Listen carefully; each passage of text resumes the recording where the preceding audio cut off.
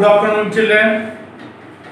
मैं Vipin sir from Vivek English classes Punjabi वाला लखीसराय से तुम्हारे समक्ष आया हूँ एक छोटी सी कहानी लेकर, क्योंकि जब तुम ये लिखने का प्रैक्टिस करोगे तो धीरे धीरे तुम भी या तुम्हारा भी राइटिंग स्किल में सुधार हो जाएगा।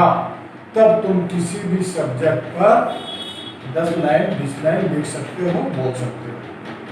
केवल ट्रांसलेशन, एक लाइन का ट्रांसलेशन बना लिए तो हम इंग्लिश का जानकार हो गए तो नहीं। 1 से 2 लाइन कैसे जोड़ना है, एंड से जोड़ना है, टू से जोड़ना है, विदाउट से जोड़ना है, बहुत सारा ऐसा प्रीपोजिशन से जुड़ता है, कंजंक्शन से जुड़ता है। इसीलिए हम ऐसा कहा जाता है, it is said so that practice makes the man perfect. So इधर ध्यान दो, ये कहानी हम खुद लिखे हैं। जंगल की एक घटना है, तो एन इंसिडेंट के पहले एन का प्रयोग लगाए हैं, क्योंकि ये आई वोवेल लेटर है, तो an incident of the forest हो गया। तो एक है ना कि 5 लेटर वोवेल होता है, ए ई आई ओ यू। उसके पहले यदि वो सिंगुलर नंबर में हो तो उसके लिए ए की जगह पर एन का प्रयोग होता है। ठीक है, जैसे एप्पल लिखते हैं तो एन एप्पल लिखते हैं, लेकिन उसमें भी नियम है कि यदि ए ई आई ओ का प्रोनाउंसिएशन ओ आ सही दीर्घई ए है ओ अंग में आता है, तब उसके पहले एन का प्रयोग लगता है। अब जैसे रहेगा तुम यूनिवर्सिटी प्रोफेसर हो तो you are a university professor होगा, क्योंकि यू का उच्चारण जो है यू ही हो रहा है। लेकिन यह एक अम्ब्रेला है, ये भी तो यू से शुरू हुआ है, लेकिन यहाँ होगा दिस इज एन अम्ब्रेला, क्योंकि यू का उच्चारण अ है। तो वोवेल लेटर होने के बावजूद भी तुम लोगों को यह ध्यान देना है कि ए ई आई ओ का प्रोनाउंसिएशन अ आ सही दीर्घई ए ओ में हो रहा है, तब एन का प्रयोग करना है। इसके बारे में बाद में विस्तार से बात करेंगे, लेकिन पहले हम तुम लोगों को राइटिंग स्किल सुधारने का निश्चय किए हैं। इसलिए आज देख लो, है बरसात का मौसम था, तो ये भी जो है बरसात का मौसम था, तो इसको कैसे बनाएंगे, तो it was a rainy season. It का कोई मतलब नहीं होगा, जैसे इसके पहले वर्षा हो रही है तो it is raining, rain is falling, गलत है ना। तो यहाँ पर सबसे पहले इंट्रोडक्टरी इट का प्रयोग करेंगे। इट वाज था, कौन सा मौसम, बरसात का। इट वाज एक लगाना होगा, रेनी सीजन हो गया। It was a rainy season मतलब बरसात का मौसम था। एक दिन शाम में जोरों की बारिश हो रही थी। एक दिन का वन डे लिख देते हैं, ये तो हम कल भी बताए थे। शाम में बारिश हो रही थी तो इट वाज रेनिंग।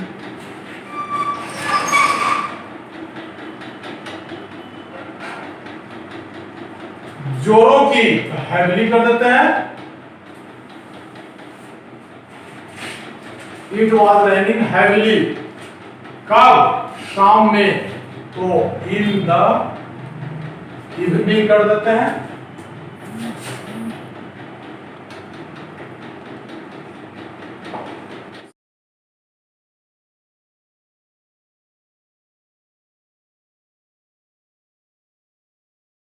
सभी पशु पक्षी अपने अपने घरों एवं घोंसलों में छिपे थे।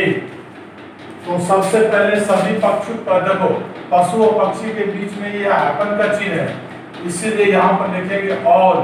द नहीं लगाएंगे, द लगाएंगे तो बीच में हमको एंड का प्रयोग करना है। ऑल एनिमल्स,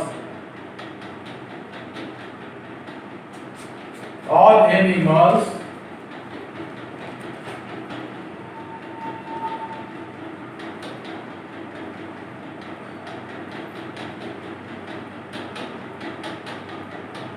सभी पशु पक्षी अपने घरों में। तो all animals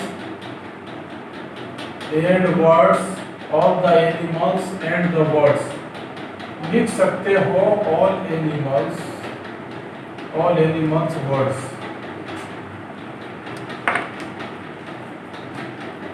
all animals birds were छिपे हुए थे,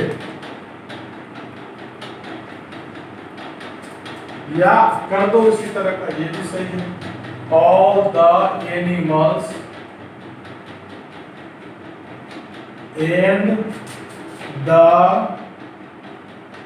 बर्ड्स वेयर हेडिंग, हाइडिंग जिसको बोलते हैं HIDING, छिपे हुए थे। इन दियर homes and nest,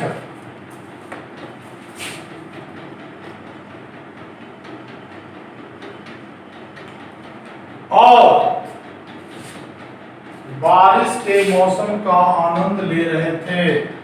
and where they सकते हैं या नहीं भी दे सकते, इसी से काम चलेगा। All the animals and birds were heading है ना in their homes and nest and we are enjoying कर सकते हैं।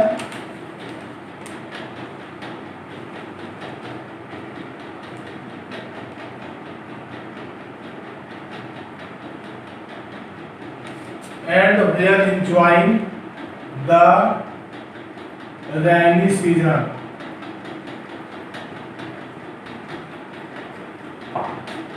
हो गया।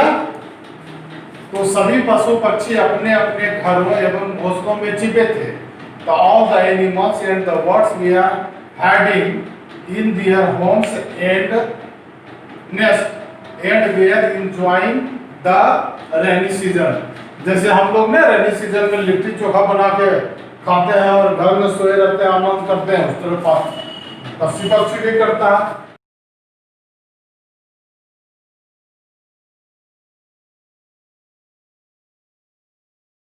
एक बंदर अपने को छिपाने के लिए ठिकाना नहीं पा सका। तो पहले ठिकाना नहीं पा सका, तो सबसे पहले ए मंकी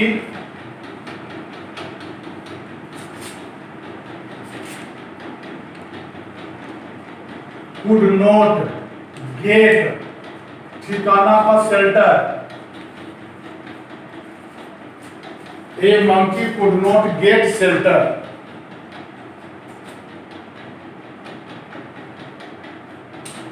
अपने आप को छिपाने के लिए एक बंदर है, ए monkey could not get shelter to hide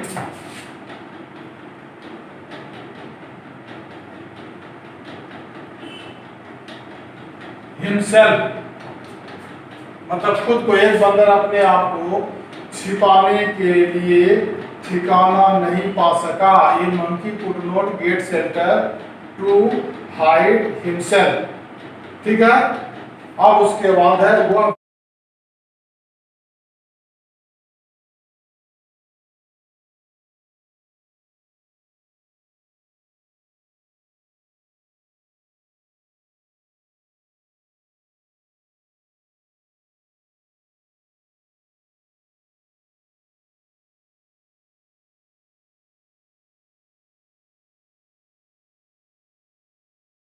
भीग गया था। तो वह भीग गया था, तो ही गोट वेट, वेट मैंने भीगना, और ठंड से कांप रहा था। एंड वाज shivering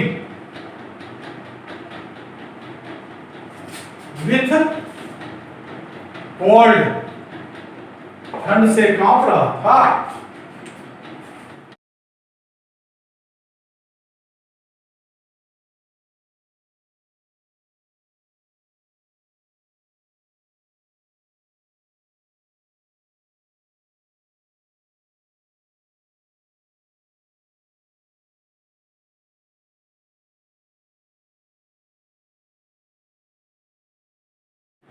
एक चिड़िया अपने घोंसले से इस घटना को देख रही थी। तो एक चिड़िया का ए बर्ड कर देते हैं, देख रही थी। A bird was watching,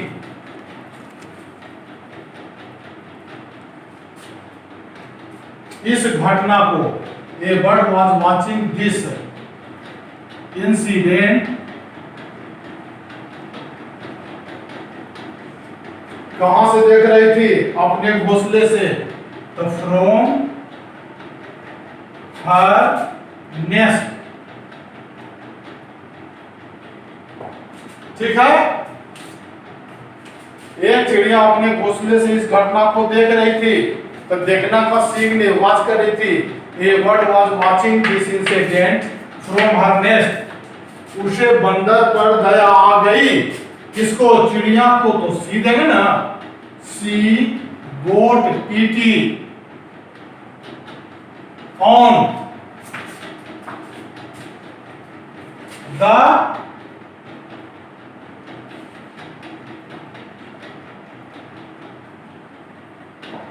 monkey. फिर से एक बार देख लेते हैं। बरसात का मौसम था। It was a rainy season, एक दिन शाम में जोरों की बारिश हो रही थी। One day it was raining heavily in the evening, सभी पशु पक्षी अपने घरों एवं घोंसलों में छिपे थे। तो all the animals and birds were hiding in their homes and nest and we are enjoying the rainy season, और बारिश के मौसम का आनंद ले रहे थे।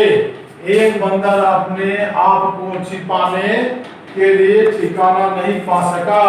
ए monkey could not get shelter to hide himself, वह भीग गया था। आफ्टर ए मिनट ही got wet and was shivering, और ठंड से कांप रहा था। एक चिड़िया अपने घोंसले से इस घटना को देख रही थी।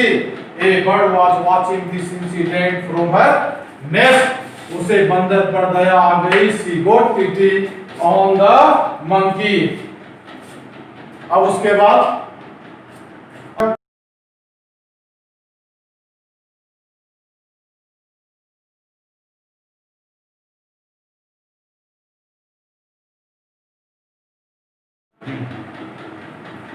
और यहाँ वहां के बाद जो यहाँ, और उसने बंदर से कहा।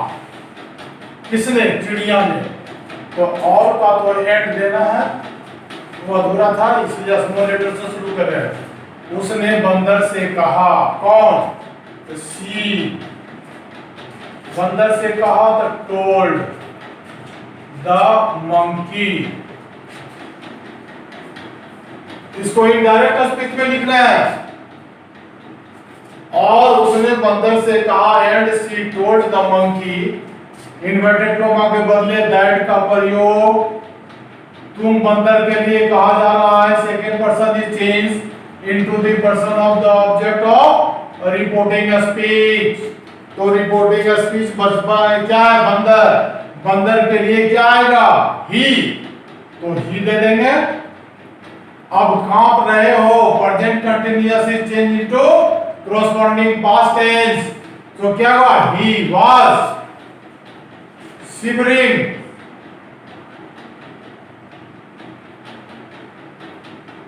with cold,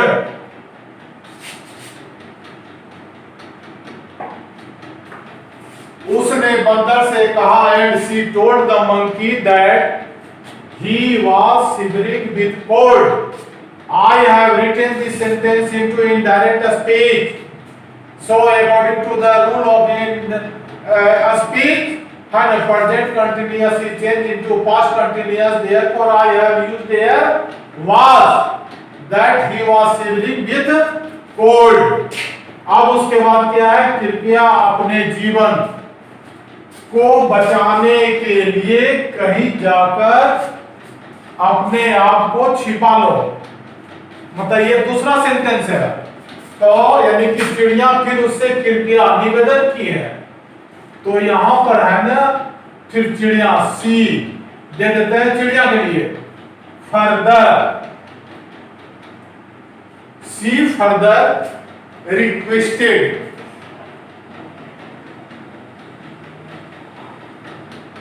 she further requested the monkey to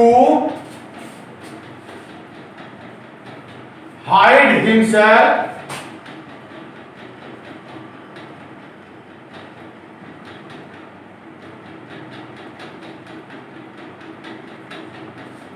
and she further requested the monkey to hide himself कहीं जाकर आफ्टर गोइंग।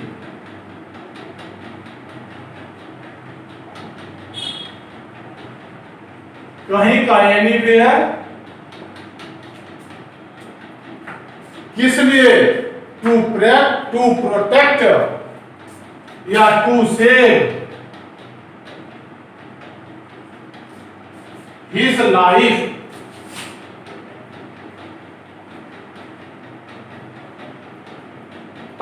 हिज आया बंदर के लिए, वो डायरेक्ट में योर होता है ना, उसको जो है बंदर के लिए हिज होगा। इसको देख लो बढ़िया से। She told the monkey that he was shivering with cold, यानी बंदर के बारे में। She further requested the monkey to hide himself, मतलब अपने आप को छिपा लो, after going anywhere, कहीं जाकर, to save his life। ठीक है, यह सुनकर बंदर को गुस्सा आ गया। तो यह सुनकर का तो तुम दे दो हियरिंग दिस, मतलब ये वजन। Hearing this the monkey got angry,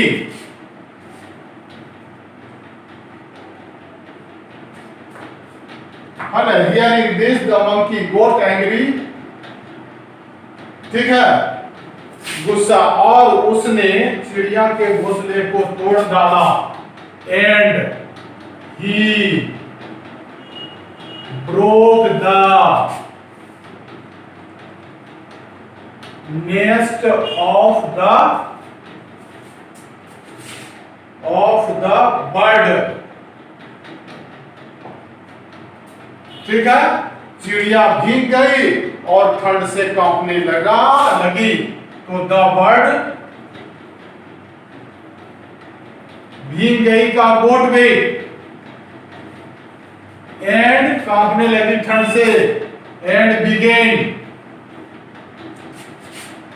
to shiver with cold, मतलब ठंड से कांपने लगी। देखो थोड़ा हल्का लिख रहा है, दिखाई पड़ रहा है तुम लोगों को। Hearing this, the monkey got angry and he broke the nest of the bird. The bird got wet and began to shiver with cold. ठीक है, वह इस ठंड को बर्दाश्त नहीं कर सकी। तो she could not tolerate this cold. She could not tolerate this cold and शीघ्र ही इस दुनिया को हमेशा के लिए छोड़कर चली गई। And went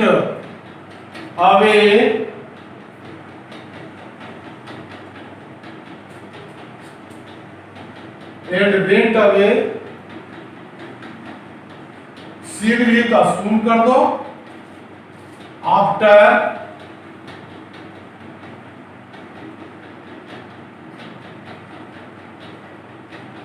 living this world,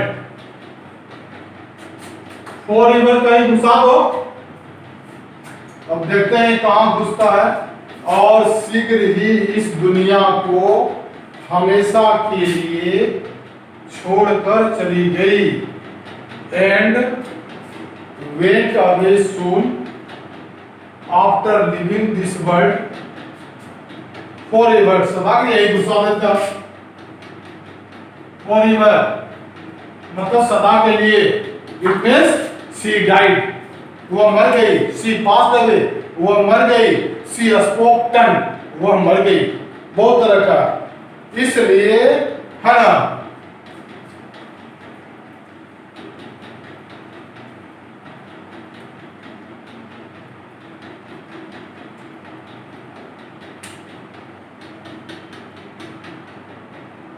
अब उसके बाद है, इसलिए ऐसा कहा जाता है कि हमें किसी को बिना मांगे कोई सलाह नहीं देनी चाहिए। तो ऐसा कहा जाता है इसलिए, तो that is why,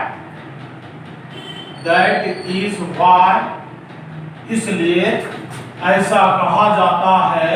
it is said so that we should not give any unsolicited advice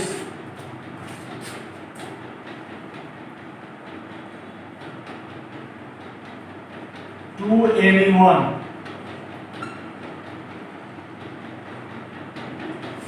तो इट इज सैड सो मतलब पहले that is what, it is said so that we should not give any unsolicited advice to anyone. नहीं तो इस तरह की घटना हमारे साथ भी हो सकती है। नहीं तो का अदरवाइज या next, otherwise this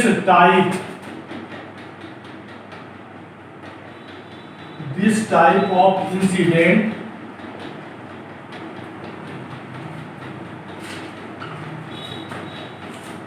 it is said so that we should not give any unsolicited advice to anyone, otherwise this type of incident may occur with us too. Please say that is what, देख लो और लिख लो तेजी से।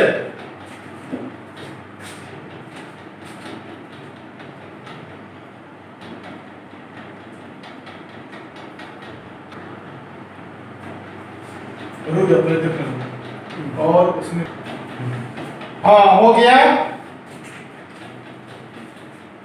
अब देखो इस तरह का तुम भी अपने मन से कहानी लिखकर, या बच्चों का छोटा छोटा बुक में हिंदी की कहानी रहती है उसमें तुम ले करके अनुवाद बनाने का कोशिश करो। 3-4 बार करने के बाद तुम भी मेरे जैसा इंटरेक्टिव हो जाओगे और किसी भी सब्जेक्ट पर लिखने लायक हो जाओगे। तब तो बात क्या करना, तब तो दुनिया तुम्हारी मुट्ठी में है। आज के लिए इतना काफी है। Thank you very much.